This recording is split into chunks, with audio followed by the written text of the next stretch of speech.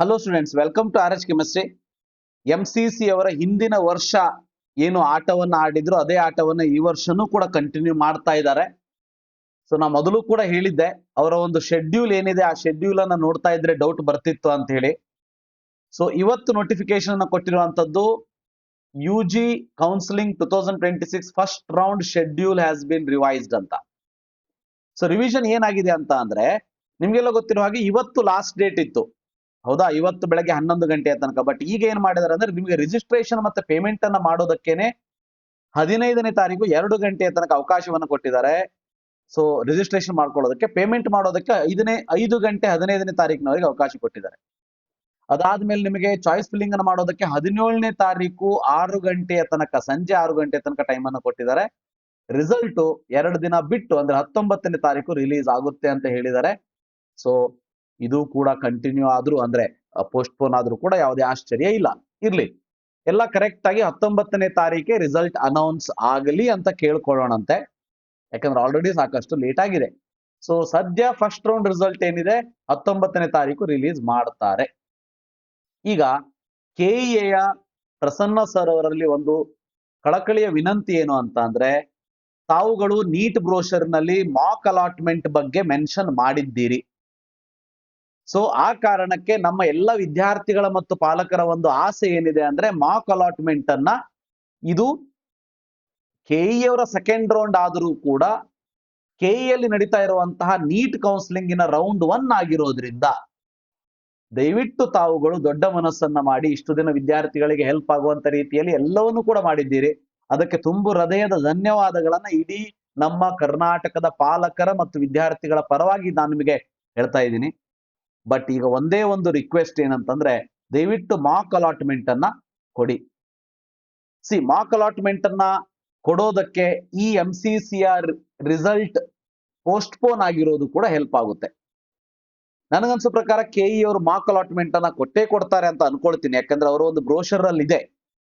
ಈಗ KE ಅವರ ಒಂದು ನಾವು ಶೆಡ್ಯೂಲ್ ಅನ್ನ ನೋಡಿದಾಗ ತಮಗೆಲ್ಲ ಗೊತ್ತೇ ಇದೆ, ಅವರ ಒಂದು ಶೆಡ್ಯೂಲ್ ಪ್ರಕಾರ ಇವತ್ತು ಬೆಳಗ್ಗೆ 9 ಗಂಟೆಯ ತನಕ ಆಪ್ಷನ್ ಎಂಟ್ರಿ ಮಾಡೋದಕ್ಕಿತ್ತು. 11 ಗಂಟೆಯ ತನಕ ಅದನ್ನ ಕಂಟಿನ್ಯೂ ಮಾಡಿದ್ರು. ಅದಾದ್ಮೇಲೆ 11 ಗಂಟೆ ಕ್ಲೋಸ್ ಆಗಿದೆ. ಬಟ್ ಅವ್ರ ಪ್ರಕಾರ ಏನಿತ್ತು ಅಂದ್ರೆ, ಸೀಟು ಹಂಚಿಕೆಯ ತಾತ್ಕಾಲಿಕ ಫಲಿತಾಂಶವೇ 19ನೇ ತಾರೀಕಿಗಿತ್ತು ಅಲ್ವಾ. ಈಗ ಮೊದಲನೇ ಒಂದು ಶೆಡ್ಯೂಲ್ ಪ್ರಕಾರ MCC ಅಲ್ಲಿ ಪ್ರಕಾರ ಏನಿತ್ತು, MCC ಅವರದು 17ನೇ ತಾರೀಕು ರಿಸಲ್ಟ್ ಬರೋದಿತ್ತು ಮೊದಲನೇದು. ಆ ಕಾರಣಕ್ಕೆ KE ಅವರು 19ಕ್ಕೆ ಕೊಟ್ಟಿರೋದು ಮಾಕ್ ಅಲಾಟ್ಮೆಂಟ್ ಅಂದ್ರೆ ಪ್ರೊವಿಷನಲ್ ರಿಸಲ್ಟ್, ಅದು ಕರೆಕ್ಟೇ ಇತ್ತು. ಆದ್ರೆ ಈಗ MCC ಅವರ ಒಂದು ಶೆಡ್ಯೂಲೇ 19ನೇ ತಾರೀಕಿಗೆ ಮುಂದೆ ಹೋಗಿರೋದ್ರಿಂದ ನಾನು ಕೇಳ್ಕೊಳ್ಳೋದಿಷ್ಟೇ KE ಅವರಲ್ಲಿ ಕಳಕಳಿಯ ವಿನಂತಿ, ಅಟ್ಲೀಸ್ಟ್ ಬೈ 15th ನೈಟ್, ಯಾಕಂದ್ರೆ ಇವತ್ತಿನವರೆಗೆ ಏನು ಆಪ್ಷನ್ ಎಂಟ್ರಿ ಆಗಿದೆ ಇದನ್ನೆಲ್ಲ ತಗೊಂಡು KE ಅವರಿಗೆ ತಮ್ಮ ಸಾಫ್ಟ್ವೇರ್ ಅನ್ನ ರನ್ ಮಾಡೋದಕ್ಕೆ ನನಗನ್ಸೋ ಪ್ರಕಾರ 2 ದಿನ ಅಂದ್ರೆ 48 ಅವರ್ಸ್ ಸಾಕಾಗುತ್ತೆ. ಬೇಡ 50 ತಾಸು ತಗೊಳ್ಳಂತೆ.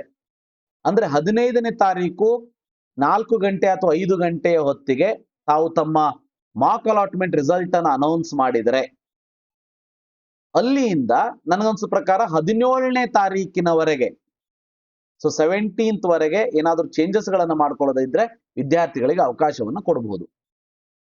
ಅಲ್ಲೇನು ಮೇಜರ್ ಚೇಂಜಸ್ ಏನು ಇರೋದಿಲ್ಲ. ಯಾಕಂದ್ರೆ ಎಲ್ಲಾ ವಿದ್ಯಾರ್ಥಿಗಳು ತಮ್ಮ ತಮ್ಮ ಆಪ್ಷನ್ ಎಂಟ್ರಿಯಲ್ಲಿ ಪ್ರಿಯಾರಿಟಿ ಪ್ರಕಾರನೇ ಹಾಕಿರುತ್ತಾರೆ.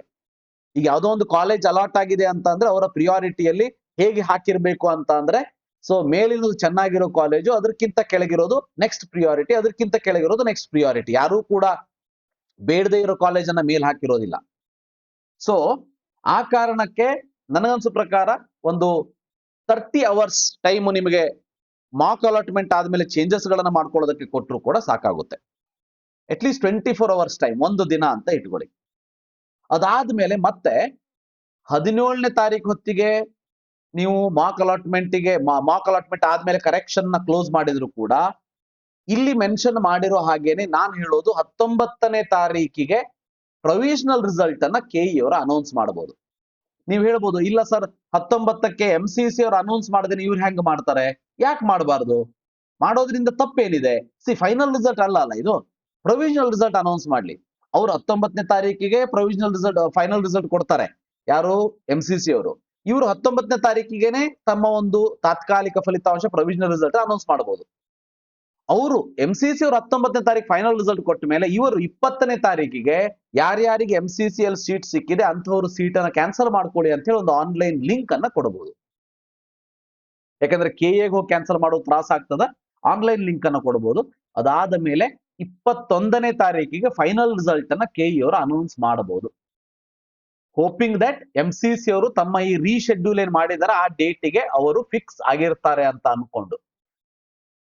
ಸೊ ಯಾಕಂದ್ರೆ MCC ಅಲ್ಲಿ NRI ಸಂಬಂಧಪಟ್ಟಂತೆ ಕೋರ್ಟ್ ಕೇಸಸ್ಗಳು ನಡೀತಾ ಇದೆ.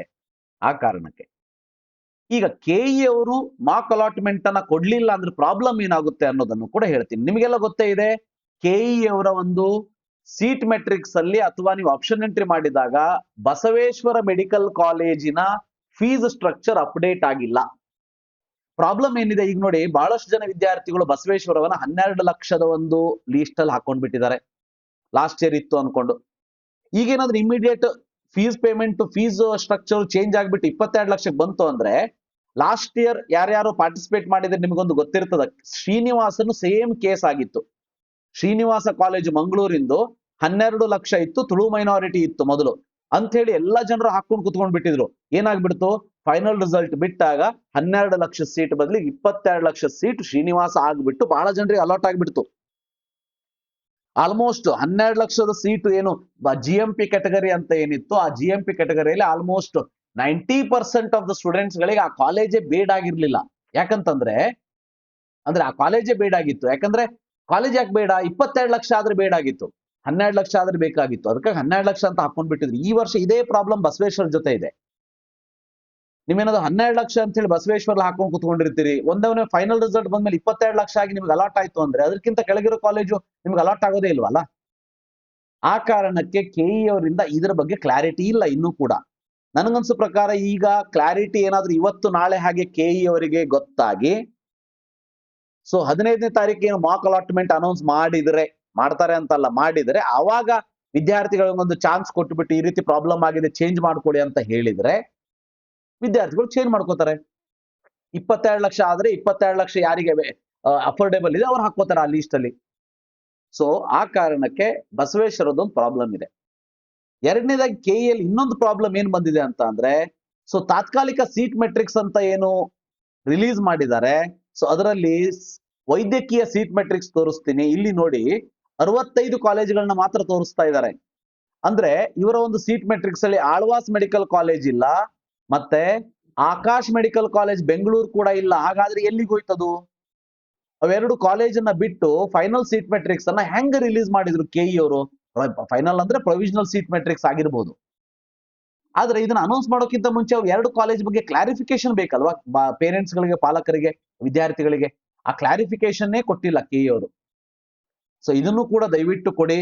ಪ್ಲಸ್ ಬಸವೇಶ್ವರದ ಏನಂತ ಕ್ಲಾರಿಟಿಯನ್ನ ನಮಗೆ ಕೊಟ್ರೆ ಸೊ ಅದರಿಂದ ನಮಗೆ ಬಹಳ ಹೆಲ್ಪ್ ಆಗುತ್ತೆ ಅಂತ ಹೇಳ್ತೀನಿ. ಸೊ ಈ ಮೂಲಕ KE ಅವರಲ್ಲಿ ರಿಕ್ವೆಸ್ಟ್ ಮಾಡ್ಕೊಳ್ಳೋದಿಷ್ಟೇ, MCC ಅವರು ತಮ್ಮ ಒಂದು ಶೆಡ್ಯೂಲ್ ಅನ್ನು 2 ದಿನ ಮುಂದೆ ಹಾಕಿದ್ದಾರೆ. ಆ ಕಾರಣಕ್ಕೆ ನಿಮಗೆ ಯಾವುದೇ ರೀತಿ ಪ್ರಾಬ್ಲಮ್ ಆಗೋದಿಲ್ಲ. ಸೊ ಮಾರ್ಕ್ ಅಲಾಟ್ಮೆಂಟ್ ಅನ್ನ ದಯವಿಟ್ಟು ರಿಲೀಸ್ ಮಾಡಿ. ಐ ಹೋಪ್ KE ಅವರು ಈ ರಿಕ್ವೆಸ್ಟ್ ಅನ್ನ ಕನ್ಸಿಡರ್ ಮಾಡಿ ಮಾರ್ಕ್ ಅಲಾಟ್ಮೆಂಟ್ ಅನ್ನ ಅನೌನ್ಸ್ ಮಾಡ್ತಾರೆ ಅಂತ ಅನ್ಕೊಳ್ತಾ ಈ ಒಂದು ವಿಡಿಯೋನ ಇಲ್ಲೇ ಮುಗಿಸೋಣಂತೆ. Thank you, have a nice day.